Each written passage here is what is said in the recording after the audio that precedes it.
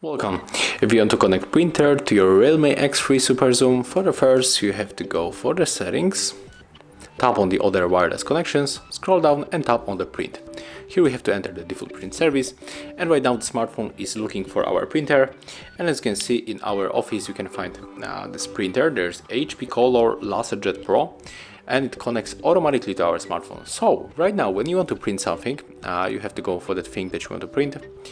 And I'm going for the file manager, and I'm going to take from the downloads this picture, and you have to click right here for the send and use the default print service. And right now all we have to do is just to tap on the print icon in the right upper corner. Thank you guys for watching, leave thumbs ups, comments and subscribe to our channel.